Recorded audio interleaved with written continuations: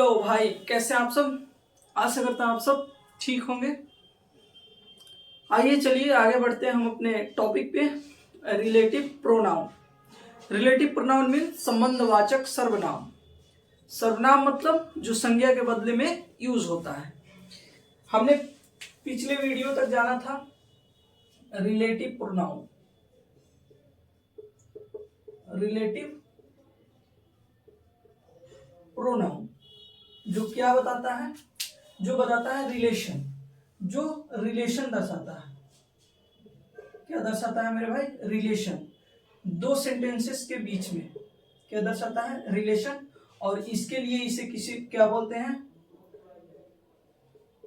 Conjunctive pronoun, conjunction भी बोला जाता है। इसमें हमने पढ़ा था क्या क्या होते हैं।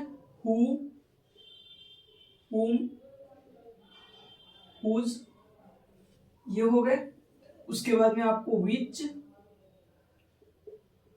डेट, एज और बट, इनको पढ़ना है। इन दोनों में जो कंट्राडिक्ट होता है, जो इनमें लड़ाइयाँ होती है आपस में, उनको हमने विस्तार से समझा था। एंटीसीडेंट के बारे में विस्तार से समझा था हमने। आज देखते हैं इस हुज के बारे में। हालांकि हुज का यूज उतना इंपॉर्टेंट नहीं है, लेकिन जान जाते हैं। द गर्ल सिस्टर, तो यहाँ पे हुज का पोजीशन दर्शाने के लिए आया, यानी जिसका कार तुम यूज कर रहे हो। भाई हमने हु और हुम के बारे में पढ़ा था। इन दोनों के बाद क्या आते हैं? पहले क्या आते हैं? पर्सन। और हु के बाद क्या आएगा? हु के बाद आएगा वर्ब आएगा, वो मेन वर्ब हो या हेल्पिंग वर्ब हो। और हुम के बाद क्या आएगा? पर्सन आएगा। सॉरी, पर्सन नहीं आएगा, क्लॉज आएगा। क्या आएगा? क्लॉज आएगा, नहीं सब्जेक्ट वर्ब आएंगे। भाई मेरे, इस ट्रिक के बारे में तो हमने पढ़ा था, लेकिन जरूरी नहीं कि ट्रिक हर जगह वर्क कर जाए।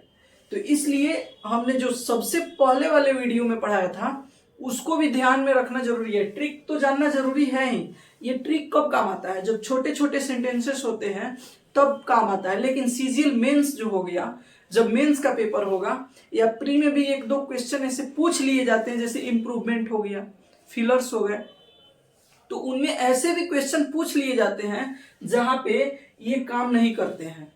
जहां पे क्या नहीं करते हैं? ये काम नहीं करते हैं। तो पूरा पढ़ाने के बाद एक एरर का क्लास कराएंगे, जिसमें हम बताएंगे कि कहाँ पे ये काम नहीं कर रहे हैं और कहाँ पे ये काम अच्छे तरीके से कर रहे हैं। तो आइए सबसे पहले हम विच का यूज देखते हैं। विच का यूज देखते हैं। विच का नाम लेते ही सबसे पहला बात आता है कि ये सिलेक्टिव सेंस में यूज होता है। लेकिन उसको कब पढ़ेंगे हम? जब पूरी तरह से विच को पढ़ लेंगे तब हम उसको पढ़ेंगे। आया समझ में? तो आइए आगे बढ़े। एक बार हाँ बोलिए, आगे बढ़े। ठीक है, चलिए। विच जो है मेरे भाई, विच किसके लिए यूज होता है? एनिमल्स के लिए यूज होता है और थिंग्स के लिए। एनिमल्स के लिए और थिंग्स के लिए विच यूज होता है। और विच सब्जेक्ट और ऑब्जेक्ट दोनों में यूज होता है। और विच का जो पोसेसिव फॉर्म होगा वो क्या होगा? ऑफ विच होगा। क्या होगा मेरे भाई? ऑफ विच होगा।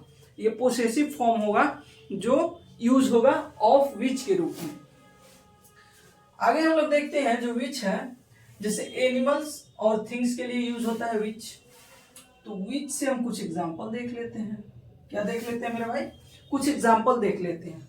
जैसे लिखते हैं द हॉर्स, द हॉर्स, हाँ,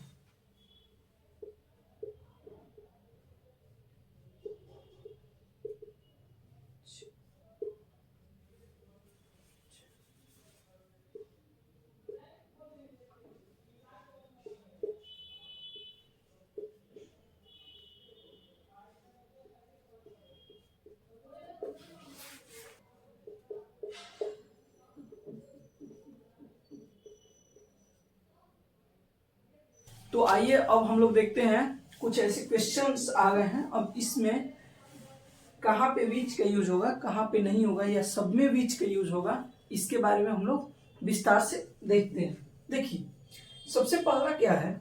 the horse, the horse I both was very beautiful. तो यहाँ पे क्या चाहिए हमें? तो सबसे पहले हम देखेंगे कि हॉर्स क्या है, एक एनिमल है। क्या है मेरे भाई? एनिमल है। अब जब एनिमल है तो हुज का यूज तो होगा नहीं, ऐसे भी हुज का यूज नहीं होगा, हु का भी यूज नहीं होगा, क्योंकि हु का, हुज का, हुम का, इसका यूज किस लिए होता है? पर्सन के लिए होता है ना। अरे पता है ना आपको? जिनको जिनको पता है एक बार कमेंट बॉक्स में जरूर बताइए, हु का यूज, हुम का यूज और हुज का यूज कहाँ कहाँ होता है। चलिए आगे देखते हैं। The horse which I bought was very beautiful. तो यहाँ पे क्या होगा? विच होगा, क्योंकि हॉर्स क्या है? एनिमल है। और हमें रिलेटिव प्रोनाउन चाहिए, तो कौन सा रिलेटिव प्रोनाउन यूज होगा? विच होगा। अब देखते हैं अगला मेरे भाई। The chair you broken was my favourite. अब देखिए, the chair you broken was my favourite. यहाँ पे हमें क्या चाहिए? एक रिलेटिव प्रोनाउन चाहिए, क्योंकि ये बनेगा उसका क्या? एंटीसीडेंट। क्या बनेगा मेरे भाई? एंटीसीडेंट बनेगा। अब एंटीसीडेंट बनेगा तो सबसे पहले हम देखिए क्या है? थिंग है। क्या है मेरे भाई? थिंग है, वस्तु है। अब जब वस्तु है तो यहाँ पे हम विच लगा सकते हैं। क्या लगा सकते हैं? Which you broken was my favourite. यहाँ पे डेट का भी यूज हो सकता है, that you broken was my favourite, लेकिन डेट का चूंकि अभी हम यूज नहीं पढ़ाए हैं तो डेट का यूज यहाँ अभी नहीं करते हैं, हालांकि डेट भी सही है यहाँ पे। The car is white is mine. अब देखिए, एक तो हमें क्या मिला? वर्ब दो ठो मिला, एक वर्ब यहाँ चाहिए, यहाँ मिला, एक वर्ब यहाँ मिला। देखिए ये दूसरे तरीके से हम बता रहे हैं। एक तरीका तो ये हो गया जानने का, दूसरा तरीका क्या है पकड़ने का? यहाँ वर्ब हो गया, यहाँ वर्ब हो गया, तो भाई हमें क्या चाहिए? एक सब्जेक्ट चाहिए। क्या चाहिए मेरे भाई? एक सब्जेक्ट चाहिए। सब्जेक्ट क्यों चाहिए? क्योंकि एक वर्ब के लिए, किसी एक वर्ब के लिए तो ये सब्जेक्ट है। द कार क्या है? सब्जेक्ट है, सेंटेंस में सब्जेक्ट है ना। तो हमें एक और वर्ब के लिए क्या चाहिए? सब्जेक्ट चाहिए, क्योंकि वर्ब तो हम हटा नहीं सकते हैं। तो सब्जेक्ट क्या क्या बन सकता है? हु बन सकता है, बनता है भाई, विच बनता है और डेट भी बनता है। चूंकि यहाँ हम डेट का यूज नहीं पढ़ा है तो इस डेट को हटा सकते हैं। हु बनेगा नहीं, क्योंकि चेयर के लिए आना है। चेयर एंटीसीडेंट हु का बन नहीं सकता, क्योंकि हु पर्सन के लिए आता है। तो हम एंटीसीडेंट किसे बनाएंगे? विच को बनाएंगे। किसको बनाएंगे मेरे भाई? विच को एंटीसीडेंट बनाएंगे, और यहाँ पे हमारा सेंटेंस सही हो जाएगा। अगला देखते हैं, इसको अभी रहने देते हैं क्योंकि मोस्ट इंपॉर्टेंट चीज इसमें अलग से दिया गया है, जिसको इसको कर लेने के बाद में बताते हैं। I have a red bike is very costly. अब देखिए, मेरे पास एक लाल बाइक है, जो जो जो जो रिलेटिव प्रोनाउन किसका सेंस देता है? जो, जिसका, जिससे। हाँ, विच इज वेरी कॉस्टली या हु इज वेरी कॉस्टली। यहाँ पे एक और तरीके से समझिए, I have a red bike, I subject बन गया, हैव हमारा वर्ब हो गया, ठीक। अब यहाँ रेड बाइक जो है, रेड बाइक क्या बना? ऑब्जेक्ट बना। और हम सभी जानते हैं कि विच जो है मेरे भाई, विच जो है ये ऑब्जेक्ट और सब्जेक्ट, ऑब्जेक्ट और सब्जेक्ट दोनों बनता है। चूंकि तो जब ऑब्जेक्ट और सब्जेक्ट दोनों बनता है तो हमें यहाँ एक वर्ब है। हाँ, I have a red bike is very costly, तो यहाँ पे विच होना चाहिए, which is very costly. I have a red bike. अब देखिए यहाँ पे ऑब्जेक्ट में है, लेकिन है ये क्या? सब्जेक्ट का ही वर्क कर रहा है। क्या कर रहा है मेरे भाई? सब्जेक्ट का ही वर्क कर रहा है। यहाँ पे ऑब्जेक्ट तो है, लग रहा है हमें कि ऑब्जेक्ट है, लेकिन सब्जेक्ट का वर्क क्यों कर रहा है? क्योंकि I have a red bike which is very costly. यहाँ पे जो वर्ब दिया गया है, वर्ब, इसके लिए तो एक सब्जेक्ट हमें चाहिए ना। और ये जो रेड बाइक है, रेड बाइक, इसका क्या बना? एंटीसीडेंट बना। क्या कॉस्टली है? Red bike is costly. यहाँ पे जब अगला सेंटेंस हम बनाएंगे, I have a red bike, इसको अलग कीजिए, red bike is very costly, red bike is very costly. तो यहाँ रेड बाइक क्या बन के आ रहा है? सब्जेक्ट बन के आ रहा है, क्योंकि इस सेंटेंस में, इसलिए हम क्या करेंगे? विच का यूज करेंगे। और दूसरा तरीका ये है कि एक वर्ब देखे, हम विच लगा दिए। आते हैं इस सेंटेंस पे, किस पे?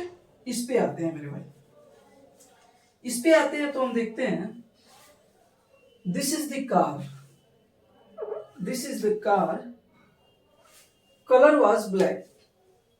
अब हम अगर यहां विच लगाते हैं, एक पल के लिए विच लगाते हैं। Which colour was black. हमें कार का कलर चाहिए, क्या चाहिए? कार की रंग। अब जैसे हम हिंदी लिखे यहाँ कार की रंग, तो कार का रंग यानी पोसेसिव है। कार की रंग हमें क्या चाहिए? पोसेसिव चाहिए।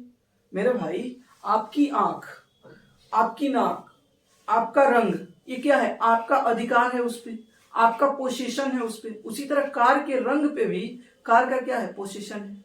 तो हमें यहाँ पे सब्जेक्टिव केस नहीं चाहिए, हमें यहाँ चाहिए पोसेसिव केस।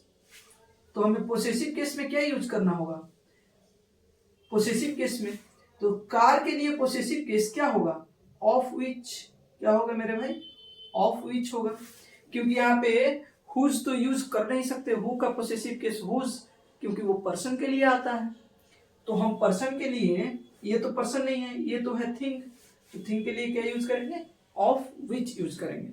तो यहां से हमारा विच का जो है प्रॉब्लम सोल्व हो गया। एक और यूज है विच का यूज। विच का यूज कहाँ करते हैं? सिलेक्टिव सेंस में। क्या करते हैं? सिलेक्टिव सेंस देने में हम विच का यूज करते हैं। किसका यूज करते हैं मेरे भाई? विच का यूज करते हैं। कैसे सिलेक्ट, हम लोग एग्जांपल में देखते हैं। आई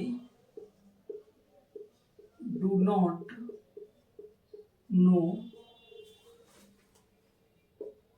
of the students broke the bench। ठीक, no, I do not know dash of the students broke the chair. अब देखिए, यहाँ स्टूडेंट्स में से सिलेक्शन करना है, स्टूडेंट्स के बीच में से सिलेक्शन करना है, तो यहाँ पे हमें विच का यूज ही करना पड़ेगा। यहाँ पे डैट का यूज नहीं होगा। विच का यूज क्यों होगा? क्योंकि बहुत सारे स्टूडेंट्स में से कुछ ही ने तो बेंच को तोड़ा होगा ना, सभी ने मिलकर तो नहीं तोड़ा होगा। तो वहां पे सिलेक्शन करना है। क्या करना है मेरे भाई? सिलेक्शन करना है। तो जब सिलेक्शन करना है तो क्या यूज करेंगे? विच यूज करेंगे। अब आइए, अब हम अगले टॉपिक को देखते हैं। मेरे भाई, अगला टॉपिक हमारा है एवर, जिसमें लगता है उसके बारे में हमें पढ़ना है। किसके? हु एवर, हुम ever, हुसोएवर, what ever, which ever एक होता है। क्या होता है मेरे भाई? Which ever, whichever। तो ये चीजें जो होती हैं, ये कब यूज होती हैं? बहुत इंपॉर्टेंट चीज है ये। इंपॉर्टेंट है परीक्षा के दृष्टिकोण से, इंपॉर्टेंट है मेंस परीक्षा के दृष्टिकोण से, इंपॉर्टेंट है सीजीएल के दृष्टिकोण से और बैंकिंग के दृष्टिकोण से। क्योंकि ये जब आती है पेपर में तो हमारा मेहनत इस पे बहुत कम रहता है। कम इसलिए रहता है क्योंकि ये किताब के किसी कोने में छुपी हुई रहती है। मेरे कहने का मतलब है मेरे भाई कि ये किताब के किसी एक कोने में थोड़ा सा दिया रहता है और जिसे हम विस्तार से पढ़ेंगे। क्यों पढ़ेंगे? क्योंकि एग्जाम का लेवल जैसे जैसे अप होते जा रहा है वैसे वैसे इन चीजों को निकाल के बेहतर तरीके से सजा के पूछा जा रहा है। तो इसलिए हम इन चीजों को ज्यादा तत्परता से पढ़ेंगे। आइए देखते हैं इनके बारे में। देखिए, इनका यूज कब होता है सेंटेंस में? सेंटेंस में इनका यूज होता है जब एंटीसीडेंट न रहे। क्या रहे? न रहे, एंटीसीडेंट न रहे। जैसे हम बनाते थे द बॉय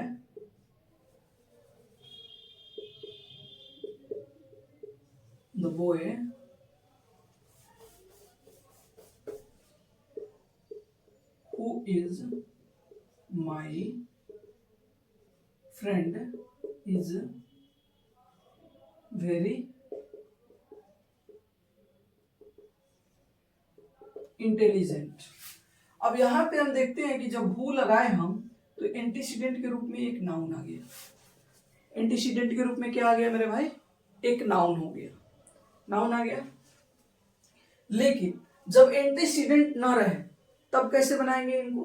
तो उसके बारे में हम लोग देखते हैं कुछ फिलर्स के द्वारा, कुछ एग्जाम्पल करके देखते हैं। एग्जाम्पल करके ये क्या होता है मेरे भाई? एंटीसीडेंट। बार बार मैं एक ही चीज को बता रहा हूं क्योंकि antecedent is the most important part of the sentence and also in the relative pronoun it is the very most important part, because without antecedent we do not understand about the relative pronoun. Okay, so please focus on me and also on the antecedent. Okay, चलिए आगे चलते हैं। जैसे लिखते हैं he,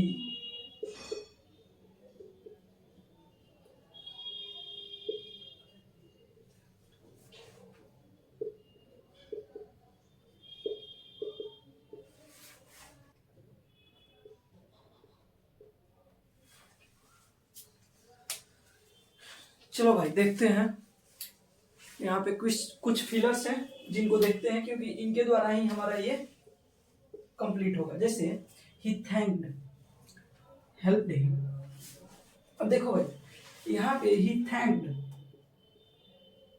यहाँ पे एक एंटीसीडेंट होना चाहिए, एंटीसीडेंट होना चाहिए ना। जैसे ही थैंक्ड राम, मतलब कोई पर्सन ही ना उसका हेल्प किया है, कोई ऐसा व्यक्ति है जो उसका हेल्प किया है जिसे वो थैंक्ड कर रहा है, यानी धन्यवाद दे रहा है। तो ही थैंक्ड whoever या whosoever, दोनों में दोनों सही है। Helped him. अब देखा I blessed give me a chance, तो मैं उसको क्या दे रहा हूं, आशीर्वाद दे रहा हूं। किसको, किसी व्यक्ति को जिसने मुझे चांस दिया, या तो किसी भी क्षेत्र में मुझे जो चांस दिया उसको मैं क्या कर रहा हूं, ब्लेस्ड कर रहा हूं। तो I blessed give me a chance, तो whoever। अब देखते हैं the chair has broken dash has throw it. Chair किस, तो whoever। अगर किसी को लगता है कि कोई जानवर तोड़ा होगा यहाँ पे, तो यहाँ पे विच एवर लगा सकते हैं। दोनों ऑप्शंस खुले हैं। अगर कोई जानवर तोड़ा है तो उसके लिए विच एवर लग सकता है। ही cheated I think came near him. अब देखिए यहाँ आई थिंक, जैसे कल बताए थे, आई थिंक,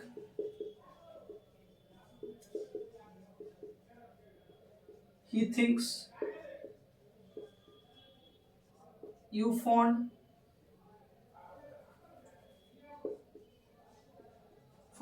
ये सब आई फाउंड, ये सब चीजें रहेंगी भरमाने के लिए। तो यहाँ पे सब्जेक्ट और वर्ब हो गया, यानी ये एक कंप्लीट क्लॉज हो गया। तो इसको छोड़िए। ही cheated came near me, came near him, यानी उसने उन सबको धोखा दिया है जो उसके करीब आए हैं, यानी जो उसके दोस्त बने। सेंस यहाँ तो whoever केम नियर हिम। अब जानवर को तो कोई धोखा दे नहीं सकता, तो यहां से whoever, whomever, whichever, इन सबको हमने क्लियर किया। आगे देखते हैं हम डेट की यूज के बारे में। That is the most important portion in the relative pronoun also for the sentences. तो डेट को हम लोग देखते हैं। इसमें देखिए मेरे भाई सबसे इंपॉर्टेंट है डेट। डेट आप अगर पढ़े तो समझिए बहुत सारे क्वेश्चन डेट से ही पूछे जाते हैं। यहां तक कि ये समझिए कि डेट ही मेन पोर्शन है रिलेटिव प्रोनाउन में। क्या है मेरे भाई, पोर्शन है, मेन पोर्शन है डेट। तो डेट के बारे में देखते हैं। डेट का तो ऐसे मीनिंग होता है वह, लेकिन यहाँ पे वह नहीं चलेगा, यहाँ पे जो, जिसका, जिसे सेंटेंस को ऐड करने के लिए होता है। देखो भाई डेट का यूज किस लिए करते हैं, पर्सन के लिए करते हैं और थिंग्स के लिए करते हैं। इन दोनों के लिए डेट का यूज करते हैं। ऑलवेज कंट्राडिक्ट होता है, कंट्रास्ट होता है डेट और विच में, लेकिन जब डेट का पूरा यूज आप पढ़ लेंगे पूरी तरह से तो कंट्रास्ट की कोई बात ही नहीं हो जाती, क्योंकि तब कंट्राडिक्ट नहीं होता है। क्योंकि डेट के बारे में अगर पूरी तरह से आप जानते हैं तो ज्यादा बेहतर रहेगा। चलिए डेट के बारे में पढ़ते हैं। डेट जो है पर्सन्स के लिए आता है और थिंग्स के लिए आता है। जैसे में एग्जांपल में हम देखते हैं, he is the only student that solve this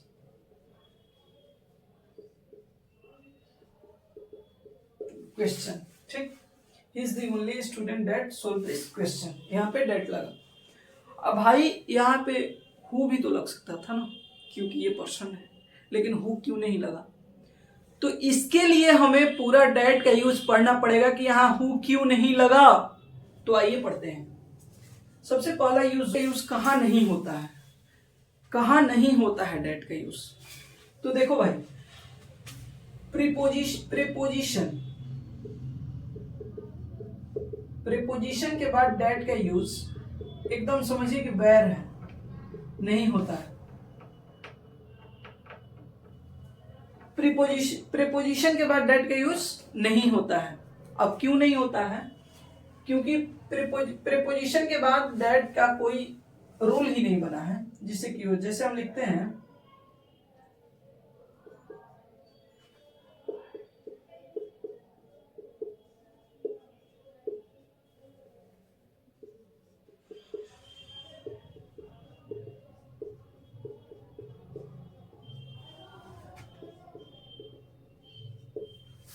देखिए, ही इज द गर्ल, ये वही लड़की है जिसकी बहन मेरी दोस्त है.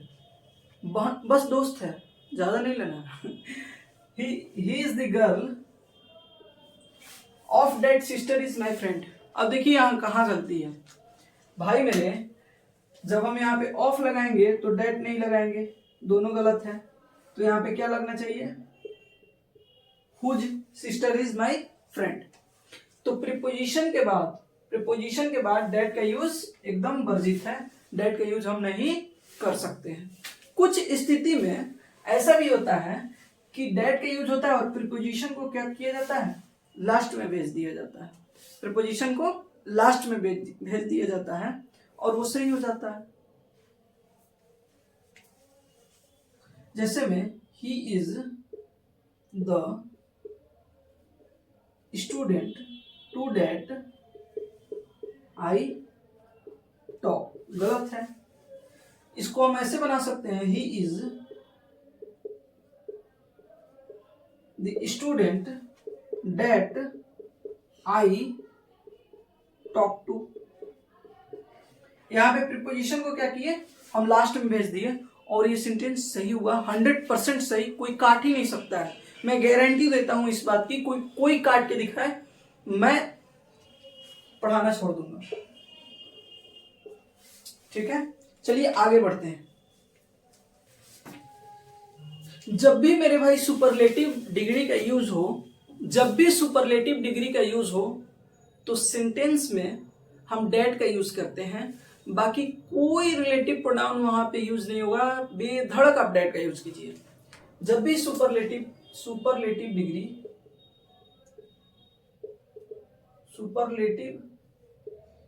डिग्री आए तो हम क्या यूज करेंगे? डेट का यूज करेंगे. जैसे में एग्जांपल के लिए हम देखते हैं, he is the best student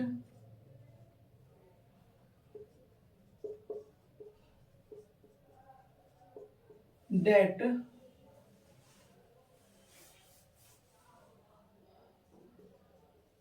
solve this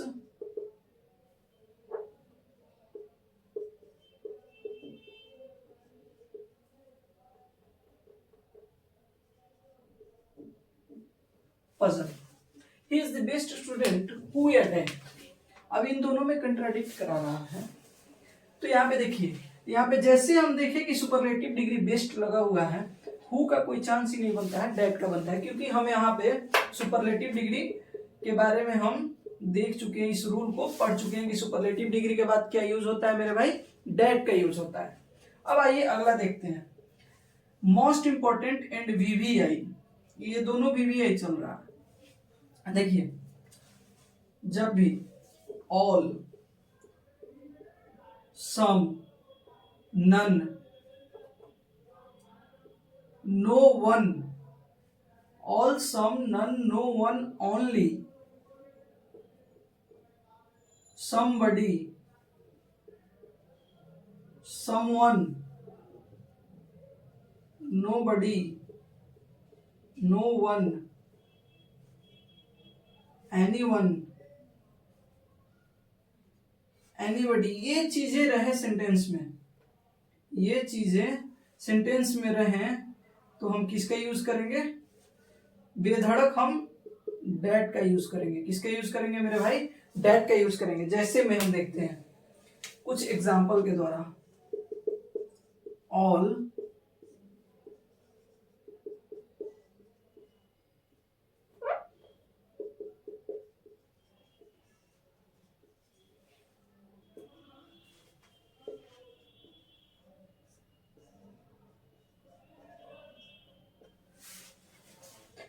चलिए आइए देखते हैं इन एग्जाम्पल्स को और इनको बनाने की कोशिश करते हैं कि हमसे बनता है कि नहीं। हमने पढ़ा all, some, none, no one, only, somebody, someone, nobody, no one, anyone, anybody. इनके बाद हम ओनली एक ही रिलेटिव प्रोनाउन का यूज करते हैं, वो भी कौन सा? तो डैट। अब डैट का यूज यहाँ था, all glitters is not gold. हालांकि ये तो एक फ्रेज भी है, तो all that glitters is not gold, it is the only dog. यह मतलब केवल कुत्ता ही क्या कर सकता है? बार्क कर सकता है, तो डैट होगा, यानी भौंक सकता है। Someone is coming at the home, कोई हमारे घर पे आ रहा है। कैन स्टे, तो यहाँ पे हु कैन स्टे होगा क्या? तो हु तो लगा नहीं सकते, समवन यहाँ पे बैठा हुआ है भाई, बहुत बड़ा जानवर बैठा हुआ है समवन, तो यहाँ पे क्या लगाएंगे? That, that can stay. इस तरह से हम डैट का यूज करेंगे। डैट का यूज एक और जगह पे होता है, कहाँ पे होता है? एक पर्सन रहे, क्या रहे? पर्सन रहे, और दूसरा में थिंग्स रहे या एनिमल रहे, यानी दोनों एक ही सेंटेंस में हो, तो क्या होगा? डैट का यूज होगा। क्या होगा मेरे भाई? डैट का यूज होगा। अब जैसे में एग्जांपल्स में देखते हैं हम, एग्जांपल में द एनिमल हो या थिंग्स हो या पर्सन भी हो, the student and his dog, sorry यहाँ पे स्टूडेंट नहीं, the boy and his dog fascinating, the baby and his doll that are very fascinating, जो क्या है? बहुत मतलब मन को मोह लेने वाले हैं, बहुत सुंदर है। तो यहाँ पे क्या यूज हुआ मेरे भाई? डैट का यूज हुआ। क्यों यूज हुआ? एक पर्सन है और एक क्या है? थिंग है। एक पर्सन है और एक एनिमल है, तो इस तरह से अगर आ जाए तो हम क्या यूज करेंगे? डैट का यूज करेंगे, दूसरा किसी का यूज नहीं करेंगे। तो हम डैट से तो परिचित हो गए, डैट से तो हम पूरी तरह से परिचित हो गए। अब बच गया हमारा एज। क्या बच गया मेरे भाई? एज बच गया, एज बच गया और बट बच गया। अगली क्लास में हम इन दोनों को क्लियर कर लेंगे, क्योंकि ये जो बट का यूज है ये हमें बहुत कंफ्यूज करेगा, तो इसको विस्तार से थोड़ा पढ़ना पड़ेगा। क्योंकि बट देखिए, बट तीन तरह से यूज होता है सेंटेंस में, बट तीन तरह से यूज होता है। एक कंजक्शन, एक प्रीपोजिशन, और एक यूज होता है रिलेटिव प्रोनाउन।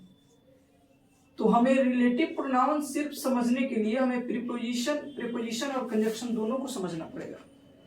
तो इन दोनों को समझना पड़ेगा, और ये इतना आसान भी नहीं है, इसलिए हम अगले क्लास में एज को और बट को दोनों को क्लियर, एज तो ज्यादा नहीं पढ़ना है लेकिन बट को बढ़िया से क्लियर करेंगे। और इसके बाद मेरे ख्याल से लास्ट क्लास ही होना चाहिए रिलेटिव प्रोनाउन का। धन्यवाद, फिर मिलेंगे अगले वीडियो में। अगर आपको वीडियो अच्छा लगे तो लाइक कीजिए, शेयर कीजिए एंड सब्सक्राइब जरूर कीजिए।